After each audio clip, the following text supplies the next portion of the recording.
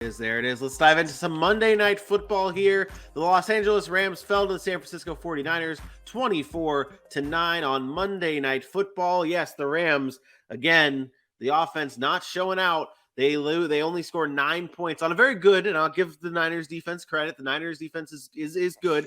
But the Rams were only able to put up 9 points on the road in San Francisco. They lose 24-9 in this game. AJ, last year you might have been a year early on this offensive line for the Rams not looking great. And in this game, they didn't look great protecting Matthew Stafford. They got to the quarterback a lot. They made plays, and it wasn't a good day as a whole from the Rams offense. What are you seeing this year from the Rams that stands out the most to you, and why they're not looking good? Yeah, this offense just doesn't seem like it can get creative enough to get the ball out in time. I mean, this is a makeshift offensive line. You mentioned it's not as potent as it used to be. And, they got a lot of injuries up there, but that's no excuse. I mean, we've seen them overcome things like this before. And last night, the San Francisco 49ers gave them no time to do anything. 7 sacks is ridiculous. That pocket was just collapsing all night. There's no run game that can be efficient enough. Cam Akers and Darrell Henderson aren't getting through the tackles or getting downfield enough, which makes it very easy to hone in on the passing game. And even last night, your passing game, as normal, was Cooper Kupp and Tyler Higbee and nobody else. Allen Robinson isn't able to get going. We haven't seen he wasn't able to make things happen on his attempts. When Cooper Kupp has a career high 14 receptions because he's being targeted 18 times and nobody else can get anything going, well, it's not going to go well on even a middle of the pack defense, let alone probably a top 5 defense in the San Francisco 49ers. And the 49ers defense for the Rams is basically red kryptonite. They can't do anything for them. They get the Los Angeles Rams angry. They're fighting on the field. Their best tackle might have been on a streaker last night, if I'm not mistaken. So it's real tough for them, man. San Francisco at this point, that defense is looking really great. They've allowed less than 20 points in all 4 games this season now. And if that keeps trending, this is going to be a team that will be well past 2-2 in a while. Yeah, this team could be right back in the NFC Championship game if this season progresses the way it's been going for the Niners. Jimmy G obviously comes in and replaces Trey Lance earlier on in the season. Now he's got a few games under his belt. How would you rate Jimmy G's performance, not only in this game but from what you've seen as a whole from him this season? It's funny, for any other team against the Rams being a game that you need to get acclimated in would be scary. But for the 49ers, it's going to be great for Jimmy G because this is what they do. Against the Rams, they play quite well. He's 7-0 now against the Rams in his career in regular season games. I give it a B plus, really. And it's not because this game is right up Jimmy G's alley. This is what he's supposed to do. What they wanted Trey Lance for was to take all those deep shots down the field, to do the spectacular. What you have Jimmy G for is to not make mistakes, to manage the game, and to get the plays done correctly. It's finding Deebo Samuel quickly so he can make things happen. You see him throw the ball for 5 yards. Deebo Samuel does the rest for a 57-yard touchdown. You see him creatively find ways to get the ball to Brandon Ayuk. And while he could have had a much bigger day, he still did his part of his job. He would have had a great touchdown to George Kittle in the back of the end zone, except for a couple feet or a couple inches of a toe tap being out of bounds. So last night, Jimmy G was in there. As the San Francisco 49ers, you had no worries. You knew he was going to play his role, and he did it in Jimmy G fashion. They came out with the win. He didn't make many mistakes, and he took his team and led them to victory with the spectacular showing of a Deebo Samuel and of Jeff Wilson Jr., who also ran pretty well, despite losing not only Trent Williams, but their backup left tackle as well. They found the lanes up in the middle, and Kyle Juszczyk did his thing as a lead blocker a few times and help Wilson break free. That's my guy right there. That's the guy who ended up in a worthless DFS play that I had last night. Kyle Juszczyk was one of my stars. So that's Kyle Constant. Yeah, he's always guaranteed just some type of work that'll make you say, why is Kyle Juszczyk touching the ball? But then you realize, oh shit, it's Kyle Juszczyk. That's just not just no normal fullback. That's the best fullback in the league. Man, that pass, that wheel route he ran on the side on the right side coming out of half was a thing of beauty. I mean, I honestly had to look and I was like, what tight end is that? I hope it's not Kittle. I'm playing Kittle. And lo and behold, it's Kyle Juszczyk. And you're just like, damn, that man was moving, putting bodies on the ground. That is probably to this day one of the most prolific fullbacks or important fullbacks in the NFL. Yeah, and another player that's important on that offense is Deebo Samuel. Is he the most? Oh man, I'm trying to find the word for it. I think Deebo Samuel might be the most special player in terms of like the impact of the offense in the entire NFL. Would you agree with that? Because I mean, he's a Swiss Army knife. He can do everything, and you take Deebo Samuel out of this offense, and I'm not sure how this offense is looking.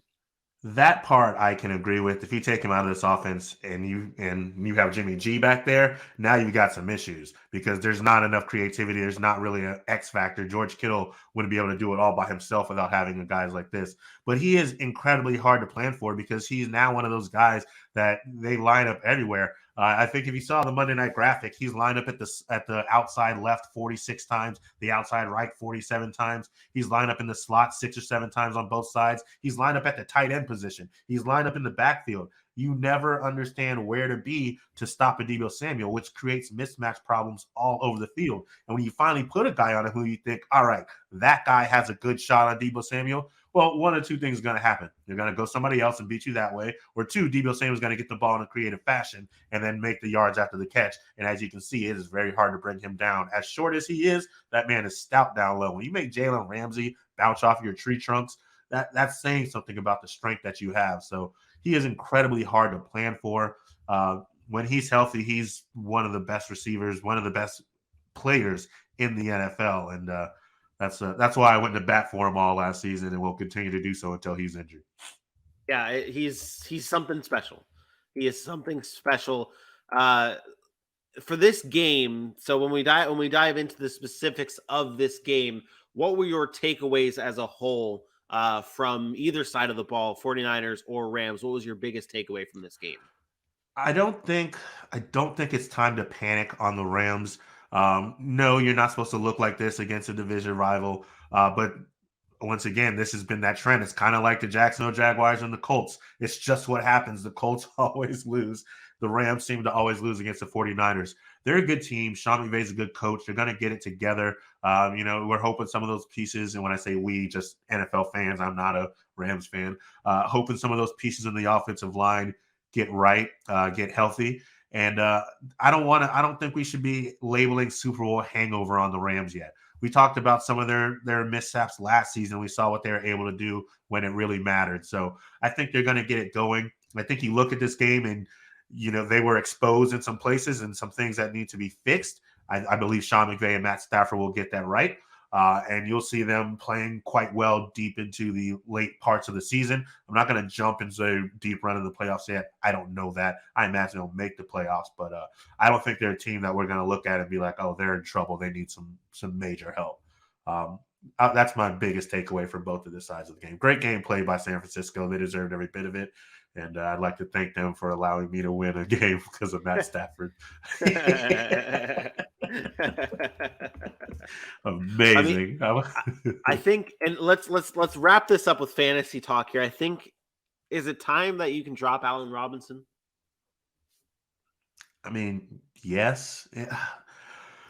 In my opinion, he's just not doing enough. I'm not sure he's getting the looks you want either. And that's really when it comes down to it. And if you are getting the looks and they're coming so slow because you're making all this hoopla about a Cooper Kupp, I mean, when you're getting 6 and 5 targets and you're only catching 2 of them in the last 2 weeks, it's showing you're not being able to capitalize. Now, is that because he's not getting the opportunity enough? Is the ball coming to him way too late and he's not prepared, which is a piss poor excuse, obviously.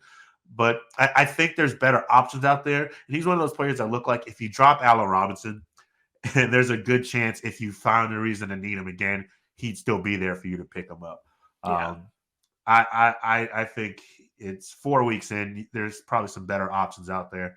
Shit, Skronek may be the guy you want to pick up on the Rams. Hey man, Benny Skro, he is. I don't know what to do with this offense. It's Cooper Kupp, Tyler Higbee's productive, and then there's there's just a whole bunch of inconsistency. And I think at this point, Allen Robinson might be one of those candidates for a drop because I saw something last night that I haven't seen. And I'm you guys know me. I'm a big Allen Robinson supporter. I have been a big Allen Robinson guy, thinking that this would have been a clear bounce back year for Allen Robinson. And something I saw from him last night was a play in the end zone with Matthew Stafford throwing it to him. He was on one-on-one coverage with a corner. I can't remember what corner. It was good coverage. It was very tight, but the ball was thrown up in the air, and I've seen Allen Robinson make this play many of times before. And it was a thrown up ball, and it was a little high, but Allen Robinson's a big body receiver, and that's why you go get it. So it was at the left corner of the end zone, and it obviously wasn't caught, but I thought it was a more catchable ball than what was led on to be. And I've seen Allen Robinson go up and make that play before, and it just didn't seem like he was all there. Like it didn't seem like he was I don't know, just something looked off. Normally I feel like an Allen Robinson would be more aggressive on that ball. I thought he could have been. Who am I to say? I've never played wide receiver a day in my life. I've never, let alone played in the NFL. So maybe I'm wrong about that, but just something's not right with Allen Robinson. And if you could find if you could sell low, or if you can trade him for pennies on the dollar, that would be great. If you could, but dropping him might be on the horizon if he has more tough weeks. The plus side and the crazy part about it is he's playing more than 90% of the snaps. And I mean, last night he saw his most targets at 6, and in the nicest way to me, that was out of desperation, just to find some type of offense other than Cooper Kupp and Tyler Higbee. But even at that spell, again, he's caught 2 targets. He's got 2 receptions last week, the week before, 1 reception week 1. Week 2 was his best when he caught 4 and a touchdown. His yards per target, all except that week 2, 1.17 yards per target last night, 4.6 yards per target the night before. The week before. So even when he's getting the opportunity, unless he can become a yak monster, I mean, it's not really garnering much either. So part of that makes me worry a little bit on what even Allen Robinson will be able to do if they really find a way to get him in this. And God forbid OBJ finds his way back sooner than week 10 and decides to come back to the Rams, because then honestly, he's going to be whittled out faster than Benny Scruggs. So yeah. I got some OBJ news coming up for that. That might be the perfect segue.